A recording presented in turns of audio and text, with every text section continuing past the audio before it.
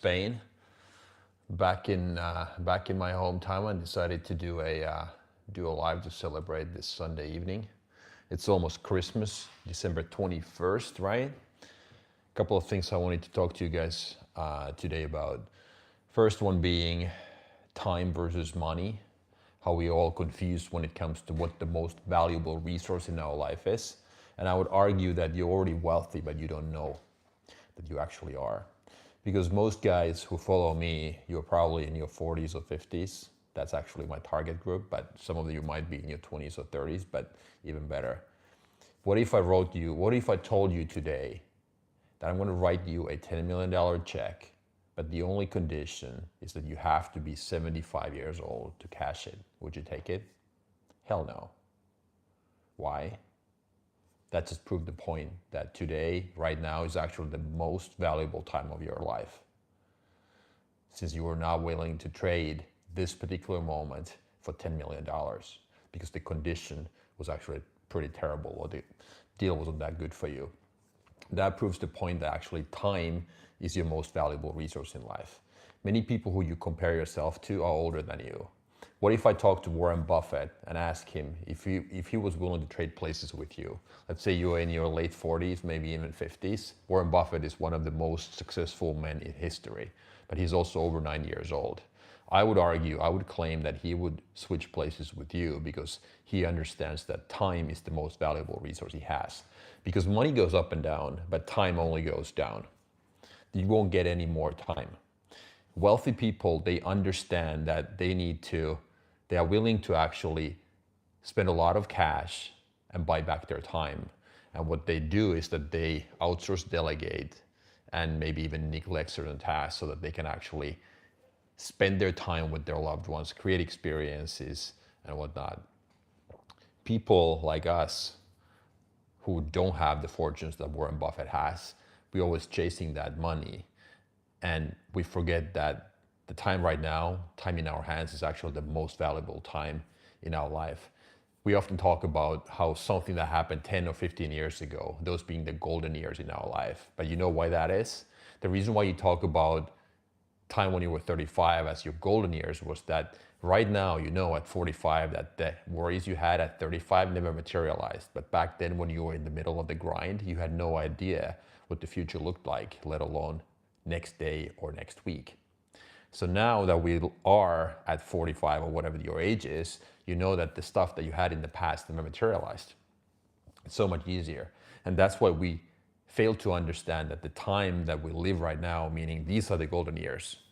I just recorded a video about this topic. It's close to my heart because I'm just such a big believer in understanding what's truly valuable in your life. And time is one of those things. And if I look at my own life, ever since I was maybe 20 or 21, I was always super goal oriented. I wanted to make a lot of money and I always wanted to chase the next milestone, even with my companies. This latest one is an exception because what I have done is that I have actually changed my strategy completely. I used to be very outcome driven. At the end of every year, I reviewed what I was able to accomplish. And that's why this is also a very valid discussion because we are approaching the end of 2025 and many of us are writing down those goals for 26. I used to do that a lot and that made me super outcome and goal driven, which is in and of itself a good thing, but I failed to be comfortable with the failures. And I was so addicted to the outcome that I basically always said that, look, adversity doesn't apply to me. Since I can see around the corner, I take massive action. I work so hard that, you know, it's not going to apply to me. But I understood that in certain parts of my life, in certain areas, I was playing it safe. And now what I do instead is that I basically have two kinds of goals. I have the very, very long goal.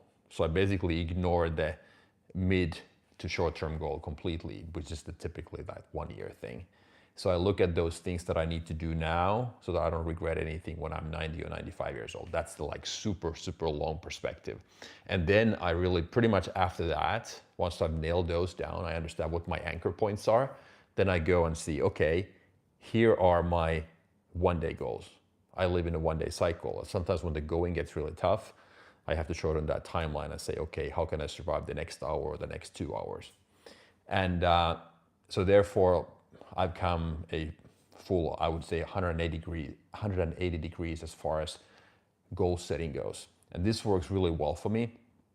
I talk to all my clients about the same thing, to each his own, but like I said, as a result of this strategy, James, I've been able to be more comfortable with the stuff that I face. I don't call them failures anymore. They are just setbacks that give me those valuable lessons. And this is such a cliche. Everybody talks about this, but it's not until I think, until we hit certain amount of adversity and difficulties in our life when we start to appreciate the so-called failures and the mistakes, because they're just data points. But anyhow, that's what I wanted to start this conversation with. And going back to the Warren Buffett example, I don't want to categorize people. I have nothing against people who have less money versus more money, but instead of calling people poor people or rich people, I call people based on their habits and behaviors. So those people who have poor people habits, they are willing to spend a lot of their time, meaning they trade time for money, because they look at that short-term saving. I'll give you an example. So I sold my house 9 months ago, and I've been moving a couple of times ever since. Now I stay in my permanent condo, which I had remodeled. But the point is this: so everybody who moves, we might be inclined to carry our own sofa or call our buddies and say, hey, why don't you come and spend the Saturday afternoon with me in exchange for a couple of beers, and then we get to hang out at the same time. Meaning we're willing to spend a lot of our own time, those so-called $15 to $20 hour tasks, to move the ball forward. We think that's the case. But I've started to really outsource ruthlessly and basically say no to everything else but those anchor points that I just mentioned, the things that I need to do now so that I don't regret anything at 90. And one of the videos this week, a couple of days ago, that I recorded was pretty provocative, where I stated in the beginning that, hey, are you one of those guys who asks your buddies to come and spend 6 hours with you carrying sofas and TVs in the middle of their weekend? Because basically what you're saying to them is that, hey, my time is more valuable than your time with your loved ones. Of course, it's on them. If they want to come, that's fine. And maybe that's bonding time. Maybe that's something that friends want to do together. But I never do that for a couple of reasons. Number one, I understand how valuable my time is and my friends' time. So I don't want to assume that they do something that costs maybe $20 an hour for me to outsource, especially if my own target rate for my own work is maybe 200 or 500. So according to that theory, once you understand where your threshold is, so then you should outsource everything under that number. And then most importantly, what would happen if I asked my friends to come over and help me carry my furniture? Then basically I would owe them a favor. Next time they are in a similar spot, they would call me up and say, hey, do you have anything next weekend? Why don't you come and help me? Then of course I would be in a position to, not to say no, so to say, of course I would have to return the favor. And I wouldn't want to do that. I don't want to carry anybody else's furniture. But this might sound black and white, but my point is this: the older I get, I'm 49 now, the more I understand, at least I think I do, how valuable time is. If we look at the average life expectancy of an American male, I think it's 78 years old, or maybe that's both females and males. It's not that many weeks. That's 4,000 weeks, roughly, give or take. 78 years, to me at least, sounds a lot longer than 4,000 weeks. And a week goes by like that, so that's crazy. Anyhow, the older we get, the more we understand that we can't get that time back. Money is just a number in your bank account, or your assets, your wealth, I should say.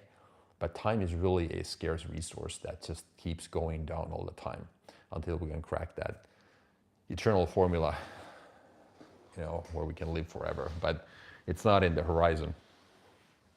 But I think one of the reasons why people actually do this, meaning they are willing to look at the short-term savings and carry their own furniture and mow their own lawn and drive to the other side of the town to buy the cheapest gallon of milk or gas, is that your brain is, or our brain is, wired to keep us safe. And in the heat of that moment, when the going gets tough, it's actually easier for us to justify those actions, saying that, okay, I was able to save this much money by doing all of this work by myself.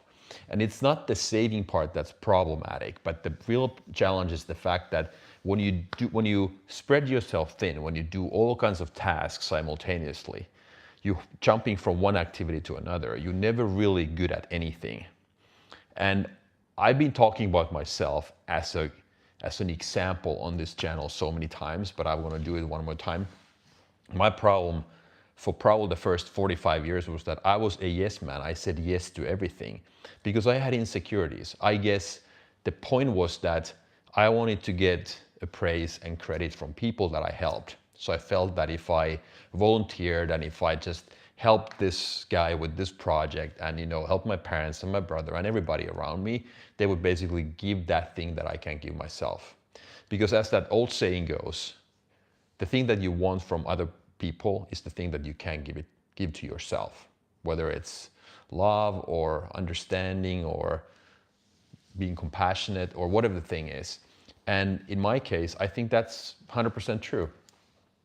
And now that I understand how much work and effort and time it takes to get really good at one thing, I've tried to really, over the last, I would say, 4 to 5 years, say no to pretty much everything but the stuff that I'm absolutely passionate about. Because this stuff alone, what I'm doing with you guys now here on YouTube, trying to build my coaching business and my, I would say, education business online, is such a massive project that this alone might take me 5 to 10 years. So how could I be spreading myself thin and splitting my focus between different activities when even this thing is going to be a big question mark as far as what my end results are going to be down the road. So I cannot afford to spread myself thin. I guess that's the bottom line. So therefore, this is very much connected to that point about how much I should be doing by myself and how much I should be outsourcing. And I'm of the opinion firmly that we should first understand what is it that we want to, let's say if we use numbers. Money is such a great thing because it's very concrete, it's tangible. Let's say your aspirational hourly rate is 100 or 150 an hour. According to my theory, you should start by listing everything that you do right now that costs you less than 150. And then start outsourcing them one by one. Maybe you're not in a position cash-wise to be able to do that for all of the activities, but at least you should try. Or if you don't have any money to your name, then just start ignoring the tasks and see what kind of fires you can generate and just learn how to let them burn. Say no to them. That would be my piece of advice. It's one of the hardest things in life because, again, it goes back to that core reason why we do that. It's because our brain wants to keep us safe. It's exceptionally good at sensing danger and basically listing everything that's wrong. So if people expect stuff from you, or there's a fire here and there, meaning not literally a fire, but you know what I mean, like a challenge or problem, our brain is the one that is going to set that alarm in our brain or inside our head the first, and then usually we react. We react to stuff that feels urgent, but they are not necessarily the important tasks. And that's really hard to separate, knowing what's really important and what just feels important. Anyhow, it's good to be back. I've been busy recording videos every other day. I did one yesterday, I'm going to do one tomorrow. Today's Sunday. And then if you've been watching my content, I was in Spain for a month, starting beginning of November until beginning of December. I'm going to go back actually on January 7th, spending the next 4 weeks after that also there for the same reason. How can I say no to all of the noise in my life and focus on one thing? And changing my circumstances is one thing. It allows me to change my behavior and ruthlessly focus. During that 30-day span or 33 days that I spent there, I was able to actually get some of my vanity metrics up. My total views were up by 27%. There were 2 times more comments and stuff like that. So it was a good thing for me. It's not that it matters that much because first and foremost, I'm trying to get better and generate leads. But of course, the vanity metrics are a first indication as far as how you're doing and if you can get the ball rolling in the right direction. Because this game is all about understanding the packaging. Of course, you have to deliver a lot of value, but then at the same time, you need to play the game the right way so that you are seen on the channel. That's what it is. What else is going on? My body is literally not cooperating with me right now. I have an infection in my foot. You can't see. There's no point showing it. I've been taking antibiotics for a little over 2 weeks now. It started in Spain, this crazy thing. My ankle and my shin got really red and swollen all of a sudden. And I first thought I had a blood clot, but that already started before my flight. Then I went to see a doctor and he just first told me, because I had this knee pain in my right knee for like probably 9 to 12 months already. He basically just said that I have a tendonitis in my right knee, and it's just the reason why my ankle flared up was just because of that tendonitis. And this is a funny thing, how your common sense usually is right always. I also call it intuition. But I was like, how the heck? I mean, like if I have a elbow tendonitis, I've never seen my forearm get red and swollen. It doesn't make any sense. And he was just basically saying that it's all connected. There's a tendon that goes basically from my ankle up to my knee and then all the way to my groin. And I was still like, oh no, that fucking doesn't make any sense. And then it started to gradually get better, and this swelling was down and the redness was down, almost gone. But then a couple of days later, after I had seen the doctor, it came back. Fast forward a few days, then I go see this British doctor in Marbella that I've seen a few times in the past, and I had already Googled it before that, or used ChatGPT to determine the root cause, and there were 2 different alternatives, basically. First one being cellulitis, and then the other would be some sort of a superficial vein infection, whatever it's called. It ended up being cellulitis according to his diagnosis. That's like a under the skin soft tissue infection. I got antibiotics in Spain. When I came back to Finland here, after a week, I just wanted to, play it safe, and showed my ankle at that point to a local doctor here. And he said, yeah, the right set of antibiotics, but just 1 week is not going to do anything. This is a real disease, he said, cellulitis. It sounds like fat tissue, right? But I guess it's not. It's just an infection under your skin, soft tissue infection. And there's very little fat in your shin if you think about it. Actually none. But it's been kind of going up and down on my shin, down to my ankle, down to my Achilles as well. And now the doctor said, yeah, we're going to extend it by another 3 weeks. And he's seen cases where people take antibiotics for this particular thing for 8 weeks. I'm like, what the fuck? This can't be true. But anyhow, so here I am. I haven't trained my legs in, I don't know, 3 weeks, 3.5 weeks now. And it starts to be kind of mentally tough for me. Upper body, yes. But yesterday, I was on a stationary bike for like 17, 18 minutes. And I don't know if my ankle kind of like didn't agree with the strategy on that, but it's not swollen, it's not red, but I didn't get really good vibes about that. So I need to be careful when it comes to what I do. I need to let it heal now, because otherwise, I don't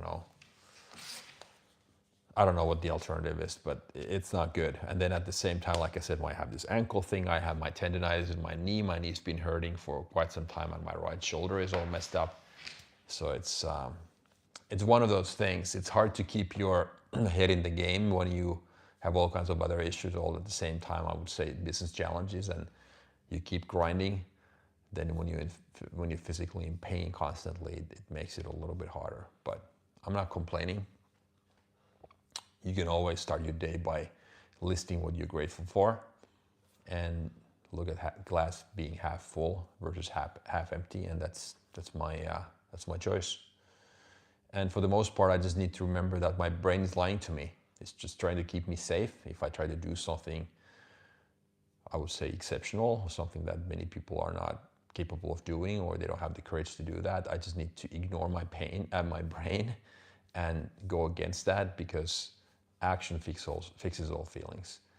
And we have this negativity bias that for the most part keeps us stuck. It's hard to go against that, especially when you have to do it every day, when you have to reset your mind every morning and start from scratch. It's hard. It's really hard. But that's where I'm at. This was unannounced. I just wanted to make this recording. My regards, my unofficial regards, in the form of a live recording or broadcast, so to say, today. It's Sunday, December 21st. I wanted to wish Merry Christmas to everybody. Christmas here celebrated mostly on the 24th. In the rest of the world, especially in the US, 25th is the main day. But anyhow, it doesn't matter. Even if you don't celebrate Christmas, happy holidays, whatever term you want to use. I'll be back here in this channel doing another live. I'll try to do this now in the future. Maybe once a week would be a good sequence until I get back to Spain, and then I can ramp up my schedule again. But stay tuned. If you like the content, hit subscribe, like, forward, ask questions. I would really appreciate that, so that we get this and keep this interactive in the future. But anyhow, yeah, there's nobody, just somebody left. Anyhow, yeah, I'll keep this brief today, and have my next live next week. Thanks a lot.